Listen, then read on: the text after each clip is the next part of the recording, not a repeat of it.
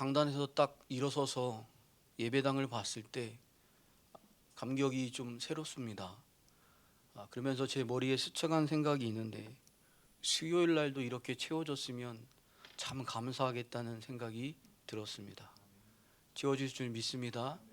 예, 이 수요일 날 비어 있는 자리를 볼 때 목회자인 제 마음으로는 참 마음이 허전하더라고요. 오늘처럼 이렇게 채워진 성전을 볼 때 저나 담임 목사님이나 마음이 다 뿌듯할 것이라고 기대가 됩니다. 여러분이 주의 종을 잘 섬기는 것은 뭐 좋은 것 드리고 챙겨 드리고 이런 것이 우선이 아니고요. 예배에 잘 참석해 주시는 것이 하나님의 종을 가장 잘 섬기는 것이라는 것을 믿으시기를 바랍니다. 5월은 가정의 달로 이제 그 마지막 주가 되었습니다. 그래서 이 가정의 달에 가장 가정의 소중함을 생각하며 오늘 말씀을 준비했습니다. 자녀와 부모라는 이 제목으로 오늘 말씀 에베소서 6장 1절에서 4절 말씀은 성경에서 가족론 가운데 특별히 부모와 자녀 사이의 윤리를 가르치고 말씀해주고 있습니다. 특별히 우리가 에베소서 전체를 보면 거기에서 인간관계에 대해서 말하고 있어요. 상정과 종의 관계, 부모와 자식의 관계, 남편과 아내의 관계를 말하고 있는데, 성경에서 이렇게 언급하고 있는 이유는 이 관계가 가만히 시간을 함께 보내는 것만으로 자연스럽고 좋은 관계가 되어지는 것이 아니라는 것입니다. 왜냐하면 인류는 하나님께 아담이 범죄한 이후 그 관계가 깨진 이후에는 근본적으로 부패한 본성을 가지고 살아가기 때문에 부모가 자녀를 사랑하는 것, 자녀가 부모를 공경하는 것, 형제를 사랑하는 것이 자연스럽게만 되어지는 일이 아니며 쉬운 일이 아닙니다. 그렇지만 하나님께서는 우리가 이런 인간의 관계 속에서도 사랑하며 사는 것을 원하십니다.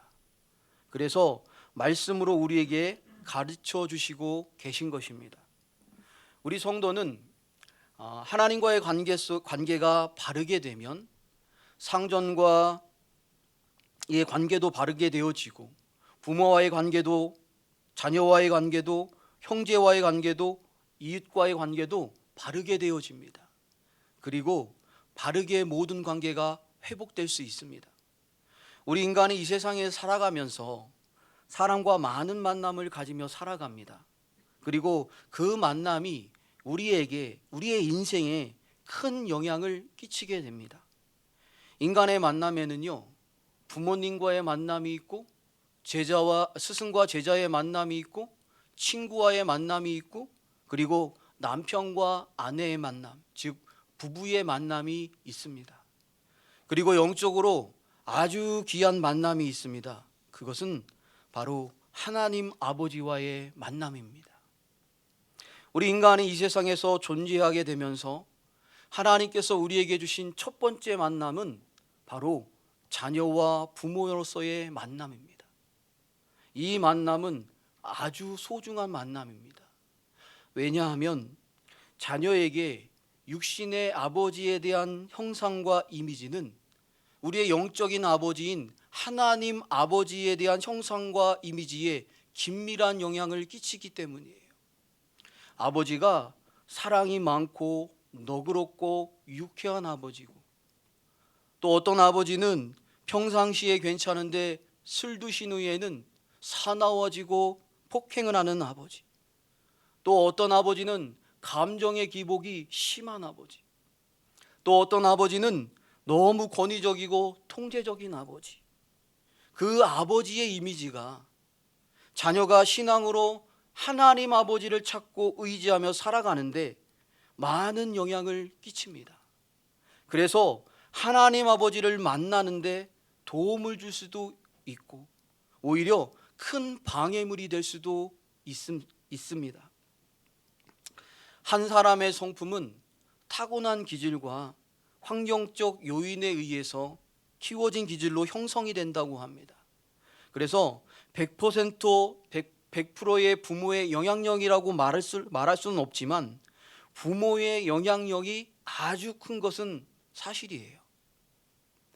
그리고 특히 유아기 시절의 이 시간은 가장 많이 함께하는 시간이 누구와 함께하는 시간이냐면 어머니와 함께하는 시간입니다. 그 유아기 시절에 어머니의 기질과 성품, 그리고 양육 방식은 자녀의 성품 형성에 많은 영향을 줄 수밖에 없습니다. 그래서요, 유대인은 아버지가 유대인이냐 어머니가 유대인이냐의 기준 속에서 이 아이가 유대인으로 속할 수 있는 조건이 어머니가 유대인일 때 이 아이를 유대인으로 받아들입니다. 그것만큼 어머니의 신앙의 교육과 성품과 기질의 교육은 이 아이들에게 많은 영향력을 줄 수밖에 없다는 거죠. 그래서 부모란 자녀에게 너무나 소중하고 중요한 존재입니다. 우리는 누군가의 자녀이며 누군가의 부모입니다. 주님 안에서 주님의 사랑으로, 은혜와 사랑으로, 주님의 말씀으로 우리는 자녀의 도리와 부모의 도리를 배우게 되고 그 도리대로 살아내고 부모와의 관계가 친밀함을 누리며 행복하게 살 수 있도록 우리는 오늘 이 시간 하나님의 말씀에 귀를 기울이며 이 도리로 살아가는 우리가 되기를 진심으로 원합니다. 자녀와 부모의 관계에 있어서 이 윤리의 첫 번째는 뭐냐면 부모를 사랑하라는 거예요. 1절과 2절 말씀을 보면 3절 말씀을 보면 자녀들아 주 안에서 너희 부모에게 순종하라. 이것이 옳으니라. 내 아버지와 어머니를 공경하라. 이것은 약속이 있는 첫째 계명이니 이로써 내가 잘되고 땅에서 장수하리라. 하나님께서 인간에게 십계명을 주셨습니다. 하나님께서 우리에게 십계명을 주셨는데 그 십계명은 권면의 말씀이 아니에요. 하나님이 주신 율법은 해도 되고 안 해도 되는 그런 권면의 말씀이 아니라 우리가 행하야만 하는 율법이기에 주신 겁니다. 그래서 십계명은 다 명령으로 되어 있습니다. 모든 계명을 명령으로 말씀하고 있는 거예요. 십계명 중에서 1계명부터 4계명은 하나님에 관한 계명입니다. 그리고 5계명부터 10계명은 인간에 관한 계명입니다. 그런데 유일하게 인간을 향한 첫 계명인 이 5계명, 내 부모를 공경하라. 그리하면 내 하나님 여호와가 내게 준 땅에서 내 생명이 길리라 하는 복을 약속하십니다. 그래서 약속 있는 첫 계명이 바로 내 부모를 공경하라는 5계명인 겁니다. 본문 1절에서는 주 안에서 부모에게 순종하는 것이 옳은 것이라고 말하고 있습니다. 그리고 2절에서는 약속 있는 첫 계명이 부모를 공경하는 것이라고 말합니다. 부모를 공경함으로써 잘되고 땅에서 장수하리라는 약속의 말씀을 주셨습니다. 부모 공경은 아무리 강조해도 지나치지 않는 것입니다. 우리가 부모님에게 순종하기 위해서는 부모님을 공경하는 마음이 동반되어야 합니다. 공경하는 마음이라는 것은 공손히 받들어 모시는 마음을 말합니다. 성경에 부모님에게 순종하라고 했으니까, 부모님을 공경하면 이 땅에서 잘되고 장수하는 복이 있다고 하니까, 그렇기 때문에 부모님에게 순종하는 것이 아니라 주님 안에서 진심 어린 마음을 담아서 공손히 마음으로 받들어서 모시며 부모님에게 순종하는 것이 옳다는 것입니다. 우리는 부모님을 공경하고 사랑해야 된다는 것을 늘 항상 기억하시기를 원합니다. 성경적 효도는요, 인격적인 관계에 기쁨을 주는 거예요. 부모와 자녀 간에 마음을 서로 나누고 이해해주고 공감해주고 그리고 소통할 때 서로에게 큰 힘과 위로가 되는 겁니다. 우리 부모님들은 용돈만 주고 찾아오지도 않고 그런 자녀를 원하지 않을 겁니다. 우리 부모님들은 마음을 담아서 용돈을 드리고 선물을 드리면서 자녀들과 마음을 함께 나누고 대화하고 함께하는 시간을 보내는 것을 더 기뻐할 것입니다. 모든 부모와 자녀의 관계에 다 다정하면 좋겠지만, 친밀하면 좋겠지만 그렇지 못한 부모와 자녀들도 있어요. 부모님과 함께하면 불편합니다. 대화하려고 하면 서먹하고 어색합니다. 그래서 진심이 담긴 대화를 하기보다는 부모님을 만나도 표면적인 이야기만 하고 적당히 있다가 시간을 보내다가 오는 거예요. 왜 그럴까요? 인격적인 관계의 친밀함이 없었거나 그 관계의 친밀함이 적기 때문입니다. 부모와의 친밀함이 있다는 것은 부모님과의 사이가 좋고 가깝다는 거죠. 그래서 이런 관계가 되려면 부모님과 함께 했던 그 시간 속에서 좋은 추억과 경험이 많아야 합니다. 이런 경험이 적거나 아니면 나쁜 기억이 트라우마로 남아있거나 마음속에 상처가 응어리져 있거나 하면 이런 자녀들은 부모님에게 공경하라는 이 말씀이, 하나님의 말씀에 순종하고 싶은 마음이 저절로 우러나오기가 어려운 거예요. 순종하려고 힘쓰려고 애써도 그것이 어렵게만 느껴질 수 있습니다. 그렇지만 이런 자녀가 하나님을 인격적으로 만난 후에 예수 그리스도의 사랑에 감화된 자라면 하나님의 사랑으로 부모님을 사랑하며 부모님을 공경하는 자가 될 수 있는 것입니다. 그러나 이런 부모와 자녀의 관계 속에서요, 시급하게 필요한 것이 있는데 그것은 관계의 회복입니다. 부모님 입장에서는 내가 자녀와 얼마나 친밀한 관계인가, 자녀 입장에서는 내가 얼마나 부모님을 애틋하게 생각하고 있는가 자신을 돌아봐야 합니다. 그리고 현실을, 그 상태를 있는 그대로 받아들여야 돼요. 부모님은 내가 자녀와 왜 친밀함이 부족할까? 자녀들은 나는 왜 부모님에 대해서 애틋하게 생각하지 못할까? 생각해 보아야 하는 것입니다. 부모와 자녀 사이에 친밀한 관계로 새롭게 나아가기 위해서 부모님은 지난날 자녀에게 상처 준 말과 행동, 그리고 사건은 없었는지 돌아보고, 또한 지난날 자녀를 내가 충분히 사랑해 주었는가 생각해 보아야 합니다.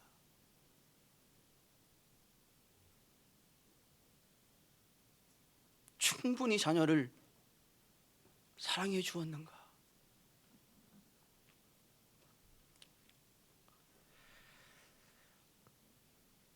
관계 회복의 지름길은 용서에서 시작이 됩니다. 누군가에게 용서를 구한다는 것은 결코 쉬운 일이 아니잖아요. 우리의 마음속에 이런 생각들이 올라와요. 이 일이 용서를 구할 만큼 내가 잘못한 것인가? 잘못했다고 인정해도 하나님께 회개하면 되지 꼭 사람에게 용서를 구해야 하나? 난 쑥스러워 못하겠다. 자존심 상해서 하기 싫어. 이런 여러 가지 생각들로 마음이 복잡해질 수 있습니다. 제가 호주에 있을 때 일입니다. 제가 기도하고 있었는데 하나님께서 제게 회개하도록 시킨 적이 있었어요. 기도 중에 회개할 감동을 주셨고 그분에게 용서를 구할 것을 하나님이 원하신다는 것을 강하게 다가왔습니다. 그런데 제 마음이 어땠을까요? 하고 싶지 않았어요. 그리고 하루가 가고 이틀이 가고 시간이 가면 갈수록 제 마음은 그것에 대해 불편했고 그것에 대해 괴로웠습니다. 그래서 하나님 주신 그 감동을 순종하기 위해서 그분에게 용서를 구하기로 마음을 먹고 그분에게 전화를 드리고 그분에게 용서를 구했습니다. 그 후에 제 마음엔 그분을 향한 자유함과 편안함으로 바뀌었습니다. 그분이 나를 어떻게 생각하든 저는 그분에 대해서 자유로워졌어요. 결국 용서를 구한다는 것은 관계 회복의 시작점입니다. 그리고 개인적으로는 관계의 불편함과 묶임에서 진정한 자유와 편안이 오는 것이에요. 사랑과 신뢰의 관계로 나아가기 위해서 화해할 용기와 적절한 때의 진심 어린 사과가 반드시 있어야 하는 것입니다. 회개의 마음도 회개할 용기도 진심 어린 사과도 주님의 감동과 성령님의 도우심 없이는 할 수 없습니다. 그러므로 우리는 용서할 수 있는 마음을 주시기를 간구해야 합니다. 하나님, 회개할 것이 생각나게 해주세요. 회개할 용기를 주세요. 이렇게 기도하면 하나님은 반드시 도와주십니다. 여러분, 사랑은 표현이라고 말합니다. 그런데 용서를 구하는 것도 표현해야 합니다. 부모가 자녀에게 내가 그때 잘못했었구나, 미안하다, 내가 그때 사랑해주지 못해서 미안하구나, 나 나름대로는 사랑했는데 그 표현과 방식이 너무 서툴렀었구나 라고 자녀에게 표현해야 합니다. 지금이라도 표현할 수 있는 은혜가 여러분에게 임하기를 간절히 바랍니다. 자녀들은 부모님이 살아가셨던 그 시대적인 배경을 이해할 필요가 있습니다. 저희 부모님의 세대, 과거의 세대는 배고프고 경제적으로 어려웠던 시절이었어요. 저도 새마을 운동을 하고 큰 아이입니다. 저도 TV 없이 자랐던 세월이 있었고 고무신을 실어본 가난뱅이 생활을 하며 자랐습니다. 그 아버지 시절에 아버지의 의무는, 책임감은 자녀들을 배를 굶기지 않고 기르는 것이 최고의 목적이었어요. 그래서 집안 식구들 챙기고 경제적으로 안정적으로 세워나가기 위해서 최선을 다했던 우리 부모님의 노고에는 우리가 감사하는 마음을 늘 가져야 하는 것입니다. 그래서 우리가 정서적으로 다른 것에서 세심하게 신경 쓰지 못하고 하셨던 그 부모님에 대해서, 과거에 그렇게 힘들었기 때문에 우리 부모님이 나에게 세심하게 배려하고 사랑으로 챙겨주지 못하였지 라고 우리가 부모님의 이해하며 마음으로 그 마음을 우리가 가져야 하는 겁니다. 우리 부모님의 세대, 저희 할아버지 세대죠. 더 어렵고 더 힘든 세대였습니다. 요즘에 총회 게시판에 교단 홍보를 하잖아요, 유튜브로.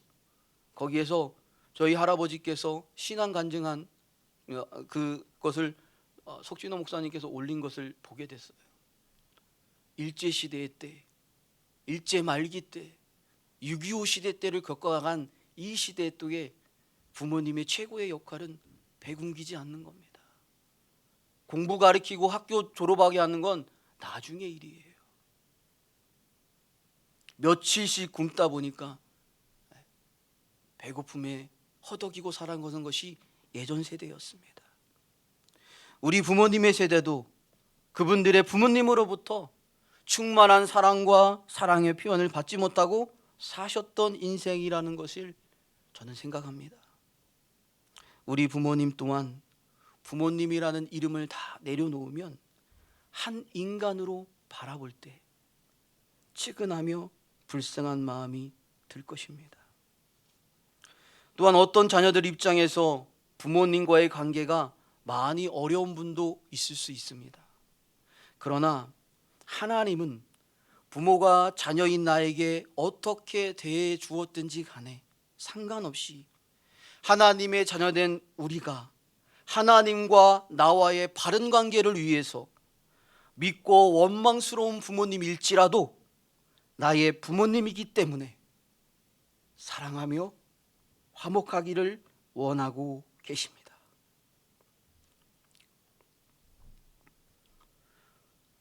부모님과의 관계가 어려운 분들은 기도하십시오. 부모님을 더 이상 미워하지 않게 해주세요. 예수 그리스도의 십자가의 사랑으로 용서할 수 있도록 주님이 제 마음을 만져주세요. 용서할 수 있는 마음을 주세요. 이렇게 기도할 수 있기를 간절히 바랍니다.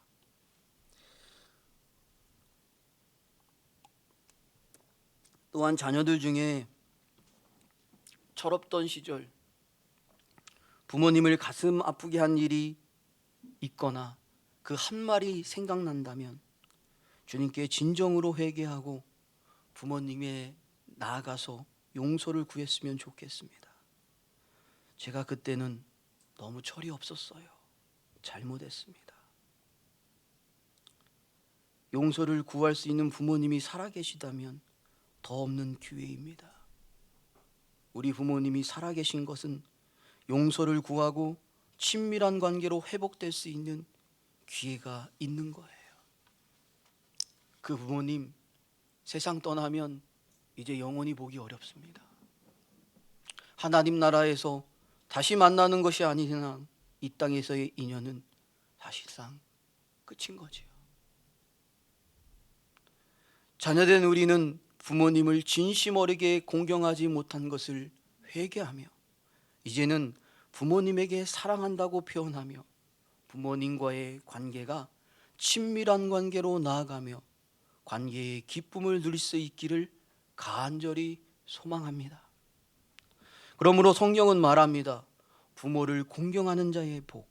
우리가 3절 같이 읽겠습니다.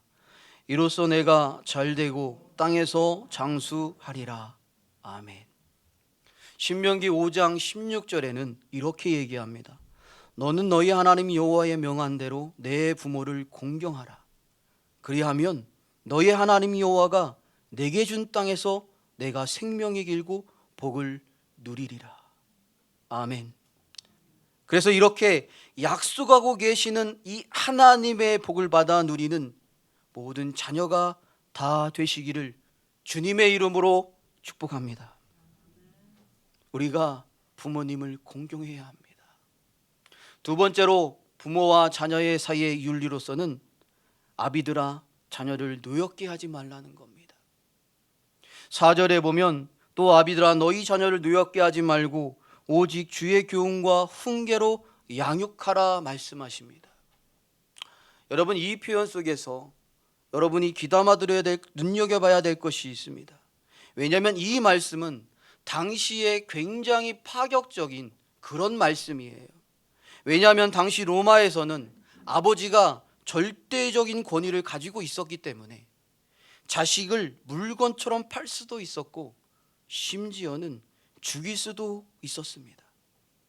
그러므로 그 당시 자녀들은 아버지의 절대적인 권위 앞에 굴복당하지만 얼마나 분노했을까요?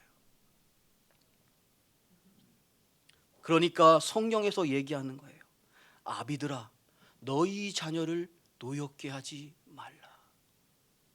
오늘날 이 말씀은 모든 부모를 통칭하는 말씀입니다. 그 당시 하나님은 그 당시 사람들에게 말씀하셨습니다. 아비들아 너희 자녀를 노엽게 하지 말라. 여러분 자녀는 누구입니까?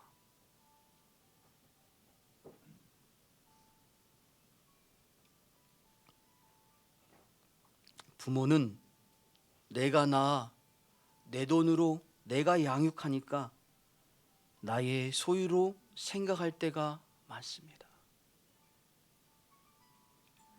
그러나 시편 127편 3절에 보면 보라, 자식들은 여호와의 기업이요 태의 열매는 그의 상급이로다 말씀하십니다. 자식들은 하나님의 기업이라 합니다. 내 소유가 아니라 하나님의 기업이에요. 그러므로 자녀는 하나님의 소유이며 하나님이 참 주인이시며 참 부모이신 것입니다. 그러므로 우리에게 자녀는 하나님께서 상급으로 주신 선물인 거예요. 자녀가 뭐라고요? 성금. 뭐라고요? 현금이라고요? 선물이요. 선물입니다. 자녀는 내 소유가 아닌 거예요. 그러면 자녀를 상급으로 받은 우리는 누구입니까? 하나님의 자녀를 이 세상에 잠깐 동안 맡아 잘 키우라고 의탁받은 자가 부모인 겁니다. 그래서 우리는 자녀들에게 참 주인이시며 참 부모이신 하나님을 알게 하고 하나님을 믿게 하고 하나님을 사랑하게 하는 자녀가 되도록 양육해야 하는 것이 부모의 사명입니다. 사명이에요. 부모가 자녀를 방치하는 것 죄예요. 부모가 자녀를 너무 들켜지고 좌지우지하는 거 죄예요. 사명에서 버긋난 길을 걸어가고 있는 겁니다. 그렇기 때문에 성경은 말하는 거예요. 자녀를 노엽게 하지 말고 오직 주의 교훈과 훈계로 양육하라. 내 소유가 아니기 때문에 내 지식과 내 경험과 내가 원하는 대로 통제하며 양육해서는 안 되는 것입니다. 오직 주의 교훈과 훈계가 무엇인지 바로 알고 성경에서 말하는 자녀, 그 자녀 양육의 지식과 원리를 깨달아서 바르게 아이들을 교육하고 양육해야 하는 것입니다. 그러면 여러분, 무엇이 우리 자녀를 노엽게 할까요? 본문에서 나오는 자녀를 노엽게 하지 말라는 의미는 자녀들에게 상처를 주지 말라는 겁니다. 상처를. 부모님 때문에 생기는 마음의 상처는요, 많은 불행의 원인이 되기도 합니다. 그러면 부모님의 어떤 모습이 자녀들에게 상처가 되느냐? 첫 번째로는 자녀에게 생각 없이 내뱉는 말이 상처가 됩니다. 내가 할 줄 아는 게 뭐가 있어? 형만큼만 해라. 누나만큼만 해라. 동생만큼만 해라. 이런 말이에요. 또한 아이들의 꿈을 무시하는 말입니다. 넌 뭘 해도 안 돼. 네가 뭘 하겠어? 넌 못해. 과거에 들었던 이런 상처의 말은 수년, 수십 년이 지나도 잊혀지지 않고 일생 동안 마음의 상처로 남아서 가끔씩 불쑥 생각나서 마음을 힘들게 할 수도 있습니다. 두 번째로는 부모의 그릇된 권위와 독단입니다. 부모라는 권위로 자식에게 배려함 없이 일방적으로 요구하는 것, 그거예요. 세 번째로는 사랑과 긍휼이 없는 엄한 교육입니다. 저희 아버지는 저를 엄하게 키우다고 생각 안 하실 줄 모르지만 저는 좀 엄하게 자란 부분이 있다고 생각이 들어요. 다른 친구들에 비해서는 많이 자유한 것도 있습니다. 그 엄한 교육이 필요 없는 건 아니지만 일부 필요합니다. 그런데 그 교육을 해나갈 때 사랑과 긍휼이 없는 것이 문제가 되는 겁니다. 그리고 네 번째로는 일관성 없는 양육 태도입니다. 예를 들어서 엄마 아빠의 태도가 양육하면서 일관성이 없는 거예요. 아빠는 얘기하는 거예요. 야, 많이 먹어. 건강하게 쑥쑥 크게. 엄마는 예, 그만 먹어라. 너 뚱뚱해지면 안 돼. 다이어트 좀 해야겠다. 그러면 아이는 무슨 생각을 할까요? 먹으라는 거야, 말라는 거야. 아이는 혼란이 오는 거예요. 딸아이가 치마를 입고 왔어요. 너 치마 너무 예쁘다. 그래서 이 말을 듣고 아이가 다음 날도 또 치마를 입고 왔습니다. 너는 매일 치마 입니? 그럼 아이의 마음은 뭘까요? 핀잔으로 느껴지는 거예요. 양육에 있어서 부부는 늘 한결같은 원칙과 규칙이 똑같아야 됩니다. 그래서 서로 대화를 많이 하고 그 부분에서는 두 부부가 같이 지켜나가야 되는 거예요. 다섯 번째는 부도덕한 삶과 표리부동입니다. 겉으로 드러나는 언행과 속으로 가지는 생각이 다른 것. 이것은 폭력만큼이나 나쁜 것이며 분노를 일으키는 일입니다. 부모님이 말하는 것과 행동하는 것이 다르다는 거예요. 여러분, 어린 자녀에게 부모라는 존재는요, 엄청난 큰 울타리이기 때문에 이 울타리는 부모가 표리부동한 모습을 보여주고 잘못된 것을 보여주면 그 아이는 그 당시에는 말을 하지 못해요. 거기에 대응을 하지 못합니다. 그러나 내면에는 화가 쌓이기 시작해요. 그래서 그 화가 때로는 사춘기에, 또 그 화가 때로는 성인이 되어서 어떤 사건이 도화선이 되어서 폭발할 수도 있는 겁니다. 그러면 폭발하면은 부모와 자녀의 관계가 어떻게 될까요? 등 돌리는 관계 되는 거예요. 우리 기독교인이 가장 범하기 쉬운 우호 중에 한 모습이 이런 모습입니다. 말과 행실이 다른 거.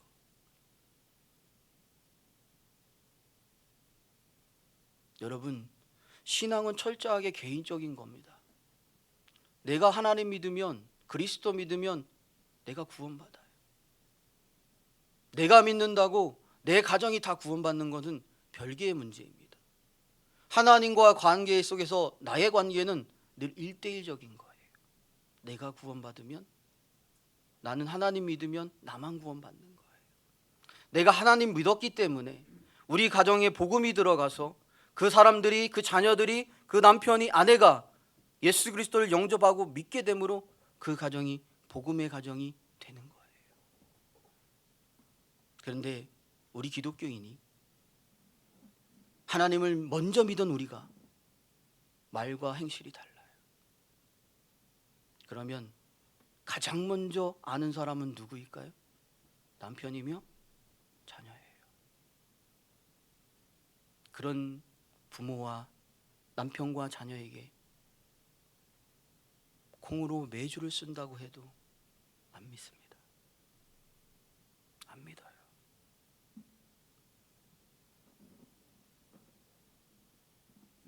어느 날 수아가 고모가 준 지포가 있습니다. 근데 제가 그거 구워서 먹을 때 굽는 걸 좀 잘합니다. 아주 맛있게 잘 구워요. 그러니까 그걸 굽는 건 제 몫이에요. 근데 먹고 싶지 않은데 배부른데 구워달라는 거예요. 근데 순간적으로 밥 먹다가 얘기를 해서 디저트로 그거 먹을까 하니까 네 그러고 그래? 그럼 구워줘야 되는데 제가 배부르고 얘도 배부른 것 같은데 아닌 것 같기도 하고 하여튼 구워달라는 거죠. 근데 그날은 구워줄 수가 없었어요. 저도 좀 맛을 봐야 되기 때문에 다음 날로 미뤘습니다. 그리고 그 다음 날 약속을 지켰어요. 수아가 얘기하지 않아도 아빠가 어제 분명히 약속을 했지? 네. 구워줬다? 네. 작은 것 하나하나 할지라도 부모와 자녀와의 약속 속에 저는 꼭 지켜야 된다고 생각하는 사람입니다. 왜요? 제가 한 말과 아이들에게 행동하는 행동이 틀려서는 저는 스스로 아이들에게 권위로서, 부모로서의 권위로 세울 수 없다고 생각하는 사람입니다. 지금도 많이 부족한 것은 사실입니다. 목회자로서. 그러나 할 수만 있으면 저의 말과 행동을 일치하기 위해서 노력합니다. 왜요? 저에겐 사람이 중요한 것이 아니라 하나님이 중요합니다. 그 하나님의 사랑을 입었고 저는 그분의 증인이 되어야 하기 때문에 믿지 않는 자에게 믿는 자에게나 저는 그리스도의 향기를 발해야 되는 사명을 얻은 자이기 때문입니다. 저만 그렇습니까? 여러분도 그런 줄 믿으시기를 바랍니다. 똑같이 우리가 받았습니다. 그러므로 우리 부모의 이 표리부동은 아이들의 마음에 화를 일으키며 분노를 일으킵니다. 그리고 여섯 번째로는 경쟁심을 불러일으키는 것과 과도한 기대를 갖는 거예요. 이것은 아이를 화나게 만드는 것이고 아이를 힘들게 만드는 것입니다. 형제, 자매 이 간에 남매 간에 키울 때 경쟁심을 일으키는 놀이보다는 협동심을 유발할 수 있는 놀이를 하는 것이 정신 건강에 좋다고 합니다. 근데 우리 한국 사람의 문화의 풍토 속에는 그냥 자연스럽게 이렇게 얘기해요. 누가 잘하나? 누가 이기나 보자. 저도 그러고 컸어요. 애들을 논다는 게 줄 세워놓고 요이 준비 땅 누가 빨리 가나 막 당연히 제가 이기죠. 그 다음에 누가 이기겠어요? 먼저 태어난 애가 이기는 거예요. 이제 뭐 끼뚱끼뚱 거는 애가 뛰어봤자 얼마나 뛰겠습니까? 이런 경쟁심을 일으키는 놀이보다는 우리 같이 힘을 모아서 이거 만들어 볼까 하는 이런 놀이를 유도하는 것이 좋습니다. 사람마다 다 재능과 달란트가 다 다릅니다. 아이의 성향을 잘 파악하고 소질을 개발해 주는 부모가 좋은 부모입니다. 그래서 저는 아이들의 소질을 보고 아이들의 성향을 파악하고 있습니다. 그런데 공부에 소질이 없는 아이가 있어요. 이 공부라는 것은 상위 1%에 들어가는 특별한 소질이 있는 사람이 사실은 갖는 거예요. 그런데 우리 대한민국의 부모들은 이 상위 1%에 들어가는 소질이 없는 우리 아이들조차도 여기에 속한 것처럼 공부를 과도하게 시킨다는 거죠. 그것은 부모의 과도한 욕심으로 자녀를 키우는 거예요.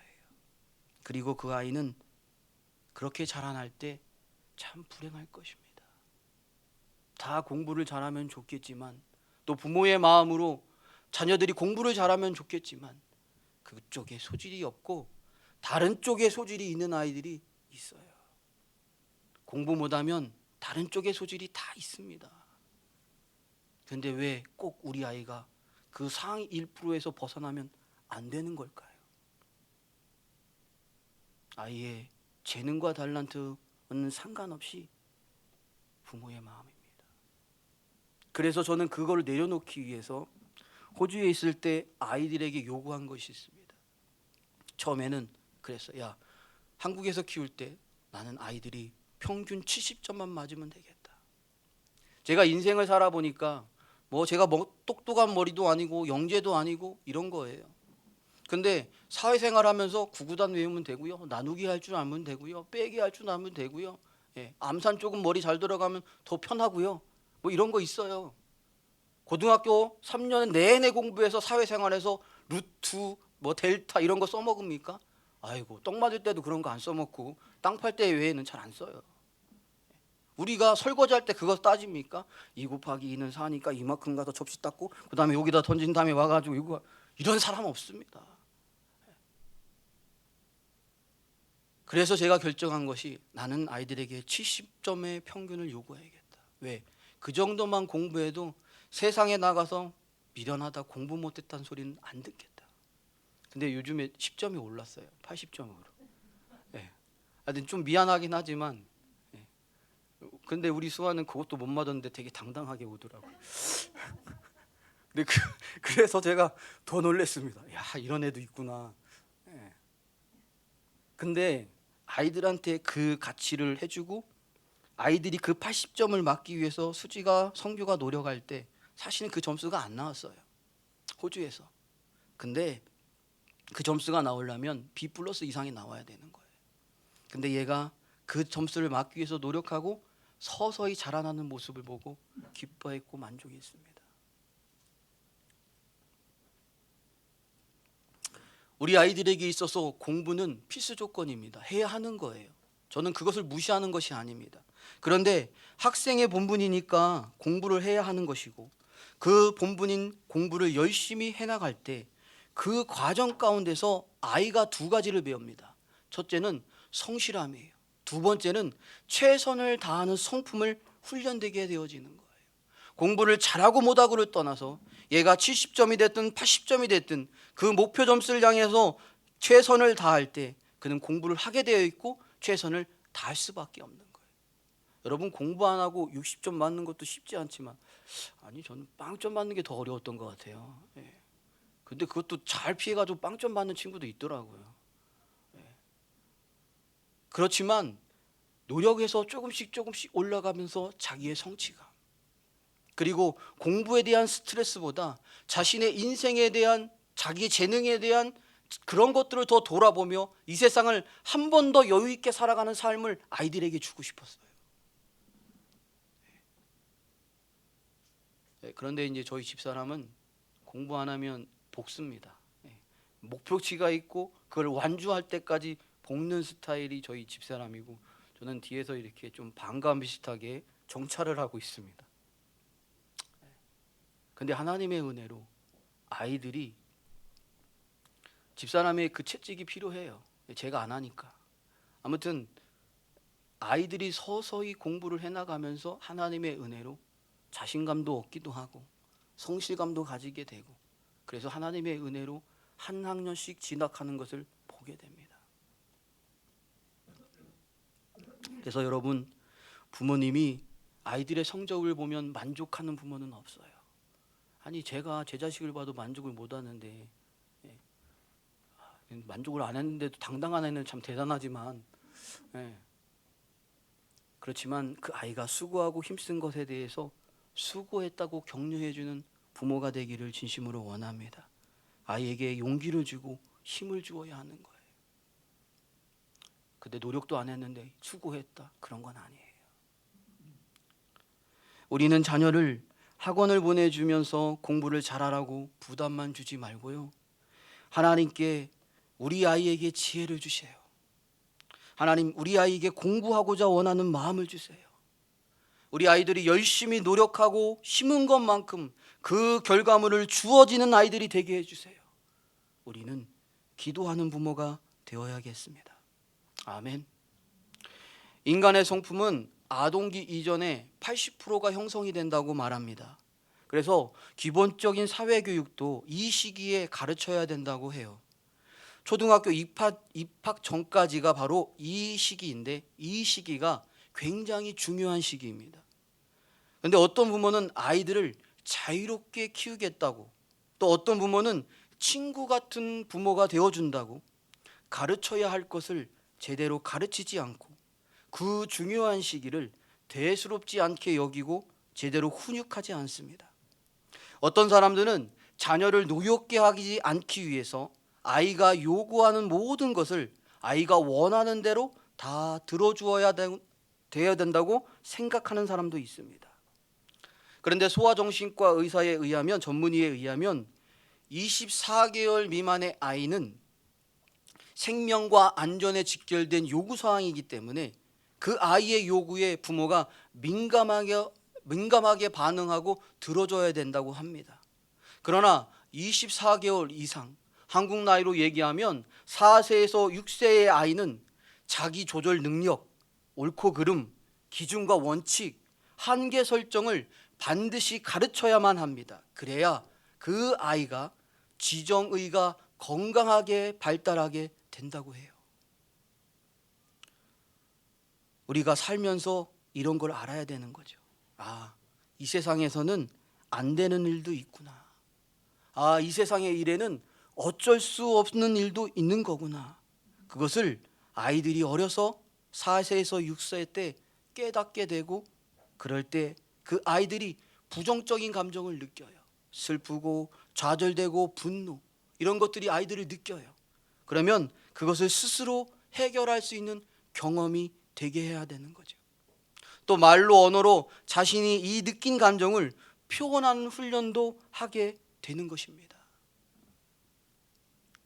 오늘날 과거보다 지금 우리는 모든 것이 풍요로운 시대에 살고 있습니다. 그죠? 그래서 어떤 부모들은 아이들이 원하는 것이라면 무엇이든지 다 해줄 수 있다고 하고, 또 어떤 부모들은 아이들이 원하는 것을 다 해주지 못해서 미안해합니다. 아이들이 원하는 모든 것을 바로바로 다 해준다면 그 아이가 어떤 아이로 되어갈까요? 저희 때만 해도요, 과거에는 욕구 충족 결핍 때문에 문제가 발생했습니다. 그런데 지금은 아이들에게 문제가 발생하는 이유가 과잉 욕구 충족으로 인해서 발생하고 있어요. 성경에서 절제와 인내의 성품을 말하고 있습니다. 절제는 조절 능력과 관련이 있는 말입니다. 그리고 인내는 참을성과 끈기와 관련이 있는 말씀입니다. 이런 성품은 하루아침에 형성이 되는 것이 아니라 훈련되어져야 하는 것입니다. 그래서 내가 원해도 다 할 수 있는 것이 아니구나, 이것을 알게 되면서 아이가 스스로 절제를 배우게 되고 조절 능력이 자라나게 되는 거예요. 내가 원한다고 해서 바로 다 지금 얻을 수 있는 것이 아니구나, 이런 것들을 깨닫게 되면서 참을성과 인내가 훈련이 되어지는 것입니다. 자녀를 인격체로 대하고 잘못된 권위의식을 버리고 인지함과 단호함을 겸비한 부모의 지도력을 갖추고, 또 기준과 규칙이 있는 일관성 있는 양육 태도와 표리부동하지 않는 정직한 진실한 삶의 본을 보여야 하는 것이 부모의 위치입니다. 믿으십니까? 그래서 자녀 양육 참 어렵습니다. 참 어렵습니다. 그래서 우리는 하나님이 주시는 지혜와 분별력이 필요합니다. 누가 주시는 지혜와 분별력이 필요하다고요? 하나님이요. 하나님께 지혜와 분별력을 구하고 주위의 교훈과 훈계로 양육하기를 힘써야 하는 겁니다. 그럼 이런 분들이 있죠. 우리 아이는 이미 초등학생이고 중학생이고 고등학생이고 대학생이고 성인이에요. 이미 성품이 다 형성이 되어 있는데 이제 와서 우리 아이들의 이런 성품을 어떻게 고칠 수 있을까 상심할 수도 있습니다. 걱정하지 마십시오. 우리에게는 기회가 있습니다.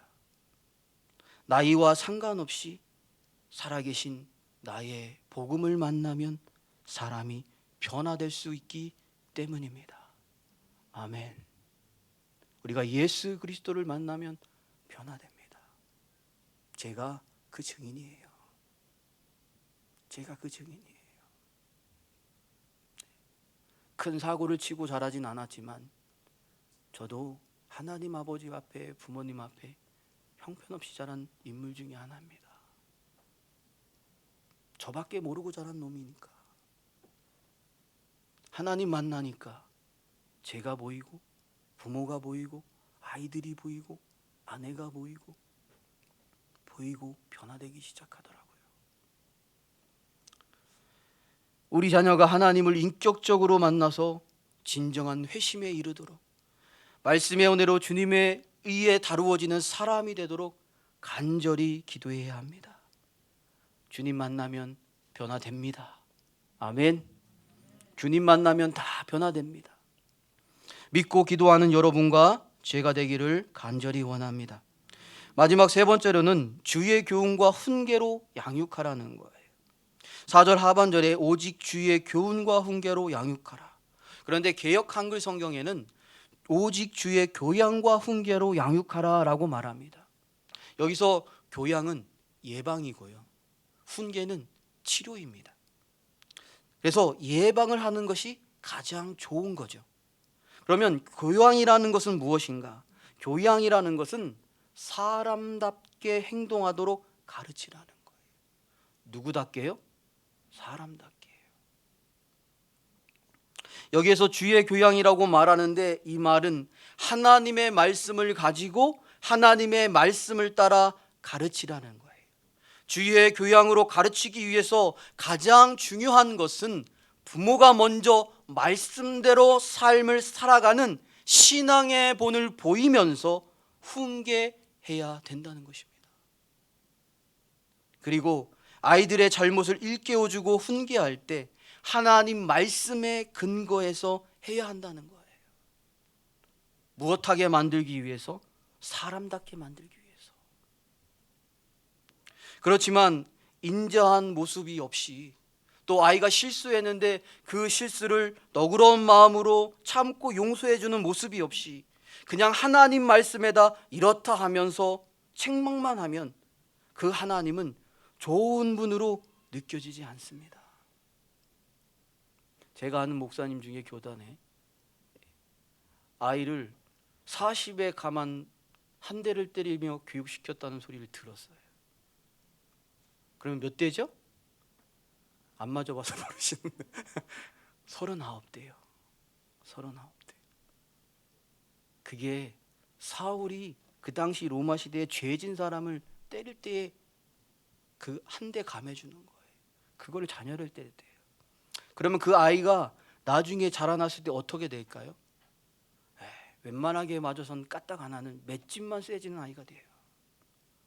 그리고 고집만 센 아이가 되는 겁니다. 잘못된 말씀에 잘못된 처방은 아이를 다르게 만들어 버립니다. 그러니까 부모가 깨어 있어야 하고 부모가 진리의 지식을 바르게 알아야 하는 것이 너무 중요한 거예요. 그리고 그 부모님을 통해서 하나님을 보게 됩니다. 엄격하고 책망만한 아버지, 그 아버지를 엄하게 느껴질 뿐이지 그 자녀가 그분을 통해서 얻는 사랑과 긍휼을 느끼지 못하는 거죠. 그 아버지도 좋은 이미지가 아니고 하나님 아버지도 그 자녀에겐 좋은 이미지가 아닌 거예요. 그래서 하나님의 말씀에 근거해서 교훈해야 하지만 하나님 아버지의 넓고도 깊은 사랑의 긍휼의 마음을 가지고 훈계해야 하는 것입니다. 아멘. 아이들을 양육하고 회초리를 뗄 때 우리는 최소한의 감정을 조절해야 됩니다. 최소한의 감정으로 아이를 양육하고 훈계해야 되는 거예요. 여러분, 양육의 목표는 무엇일까요? 그것은 사람답게 살 수 있도록 독립 자립하는 겁니다. 신체적인 자립, 경제적인 자립, 정서적인 자립입니다. 그래서 저는 우리 수지가 있지만 초등학교 4학년 때부터 자립을 위해서 설거지를 가르쳐줬어요. 중학교 때는 라면 끓이는 법을 가르쳐줬어요. 선교도 마찬가지입니다. 근데 이 마지막 달만 피해가고 있어요 지금. 이거를 시켜야 되는데 제가 바빠서 못 시키고 있으니까. 저는 제가 없어도 밥하고 설거지는 할 수 있는 자립 있는 아이들로 키우기를 원했습니다. 저희가 편하려고 하는 것이 아니라 나중에 그런 생각을 했어요. 내가 너무 일찍 죽을 수도 있잖아요. 부모가 교통사고 나서 한꺼번에 잃어버린 아이들도 있어요. 그런 아이들이 너무 이제 4살 정도 밖에 안 되는 아이가 동생이 있고 이런 아이들이 무슨 밥을 어떻게 해 먹을 수 있어요? 너무 불쌍하잖아요. 또 아이들이 자라났다고 해서 초등학생이 됐다고 해서 뭐 할 줄 아는 것이 없어요. 그러다 불나서 화상 입고 그래서 상처받고 고통당하는 사례들을 많이 듣다 보니까 다치지 않고 자립적으로 키우려면 훈련을 시켜야 되는구나. 이야기 듣고 같이 협동하기를 우리 젊은 집사님들은 동참해 주시기를 감접적으로 광고합니다. 4학년 때 뭐 시켰다고요? 설거지 꼭 같이 하기를 원합니다. 자립을 위해서 시키는 거예요. 자기 이불도 자기가 개고 자기 방도 청소하는 거 별거 아닌 것 같아도 자립의 한 걸음을 내딛고 있는 겁니다. 그러면 오직 주의 교훈과 훈계로 양육해야 하는 목적은 무엇일까요? 그것은 하나님의 자녀답게 살아가는 독립된 인간이 되기 위함입니다. 하나님의 자녀답게. 그 진정 회심으로 하나님과 일대일적인 인격적인 관계 속에서 주님과 동행하는 사람이 되기를 원하기 때문에 오직 주님의 교훈과 훈계의 양육이 분명히 있어야 되는 겁니다. 그래서 그런 주님의 사랑으로 성숙되기 위해서 마땅히 가르쳐야 하는 겁니다. 그래서 잠언 22장 6절에 이렇게 말합니다. 마땅히 행할 것을 아이에게 가르치라. 그러면 늙어서도 그것을 떠나지 아니하리라. 마땅히 행할 것을 아이에게 가르치라고 말씀하십니다.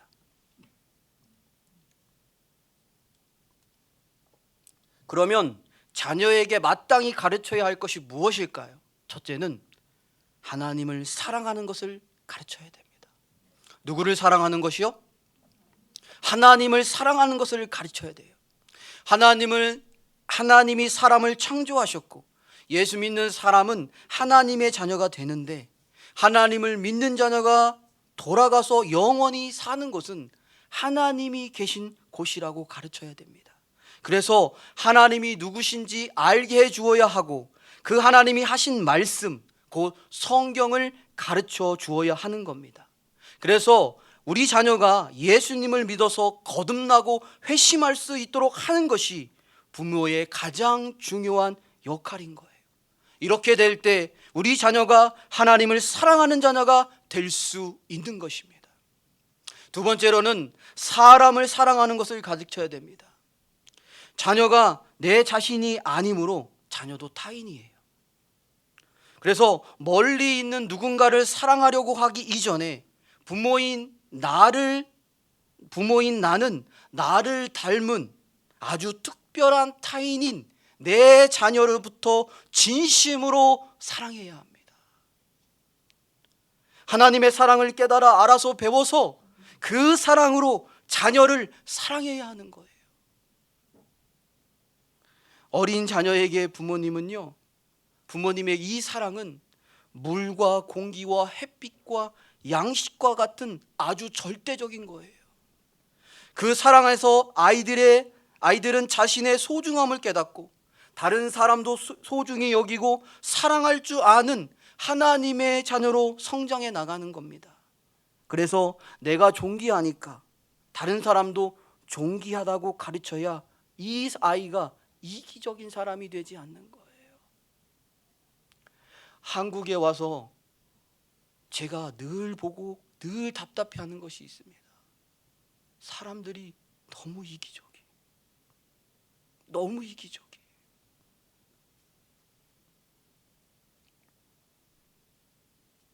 운전을 해도 이기적이고, 질서를 지켜도 이기적이고, 항의를 해도 이기적이에요.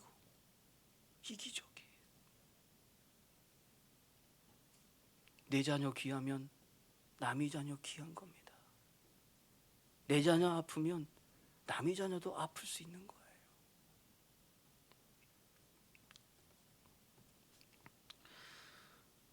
부모로부터 충분한 사랑을 받고 자라는 아이는요, 사회 속에서 패배감이나 열등감을 느끼지 않습니다. 그리고 느낀다고 해도 그것을 잘 극복해 나갑니다. 왜냐하면 그 아이는 건강한 자아가 형성되어 있기 때문이에요. 그래서 이런 사람은 타인과의 인격적인 관계가 원만하며 소통이 즐겁습니다. 그렇지만 부모로부터 사랑받지 못한 아이는 사회 속에서 자신이 사랑받는 존재라고 느끼기 매우 어렵습니다. 사랑의 욕구가 결핍되어 있기 때문에 주변에 있는 사람들을 힘들게 만들 수 있어서 주변에 사람들이 없어요. 그리고 그런 사람은 타인과의 소통이 어렵기 때문에 늘 혼자 있을 때 안정감을 느낍니다. 그러니까 점점 외로워집니다. 그래서 관계의 기쁨을 알지 못합니다. 하나님의 사랑으로 자녀를 많이 사랑하십시오. 그럴 때 우리 자녀들은 사람을 사랑하는 것을 배우게 됩니다. 관계의 기쁨을 배우게 되는 줄 믿으시기를 원합니다. 말씀을 마치겠습니다. 오랜 세월 시간이 지나서 아버지가 나의 아버지여서 행복했습니다. 감사합니다. 어머니가 나의 어머니여서 참 행복했습니다. 감사합니다. 우리 천국에서 만나요. 이런 고백을 들을 수 있는 부모가, 이런 고백을 할 수 있는 자녀가 다 되었으면 좋겠습니다. 부모가 된 것이 너무 힘들 때 있습니다. 그렇지만 부모가 되었기 때문에 성장해 가고 있는 것이지요. 좋은 부모가 되려고 애쓰고 힘쓰는 만큼 좋은 사람이 되어가고 있는 것이고, 하나님의 사람으로 성숙해져 가고 있는 것입니다. 이 시간 주님이 우리의 마음을 어루만져 주셔서 부모님과 화목하지 못한 자는 부모님을 진심으로 공경하고 사랑하는 친분한 관계로, 자녀들과 화목하지 못한 부모는 넓은 마음으로 용서하면서 친밀한 관계로 회복되기를 바라봅니다. 그리고 자녀를 내 소유 삼고 내 가치관 삼아 내 방식으로 양육했던 자는 주님의 사랑으로 주의 교훈과 훈계로 양육하기로 결심하는 은혜가 충만히 임하기를 간절히 주님의 이름으로 축원합니다. 기도하겠습니다. 하나님 감사합니다. 하나님이 우리를 자녀 삼아 주셔서 저희가 하나님 아버지 앞에 설 수 있음을 너무나 감사합니다. 하나님, 우리의 육신의 부모를 주셨사오니 부모님을 공경하기 위해서 마음을 애틋이 드리며 늘 부모님을 공경하며 사랑하며 부모님을 섬기는 관계가 회복되어지는 은혜가 임하게 하여 주시옵소서. 부모된 우리가 자녀를 내 방식대로 고수하는 것이 아니라 오직 하나님의 사랑을 깨달아 알고 하나님의 교훈과 훈계로 양육하기를 힘쓰는 우리가 되게 하여 주셔서 이 아이가 진정한 하나님의 자녀로 장성할 수 있도록, 그 사명을 감당할 수 있도록 은혜를 부어 주시옵소서. 우리 영화교회 안에 얽히고 묶여있는 부모와 자녀의 관계가 있다면 하나님께서 오늘 이 시간 이 말씀을 통하여 풀어지는 역사가 임하게 하여 주시옵소서. 예수님의 이름으로 기도하옵나이다. 아멘. 찬송가 500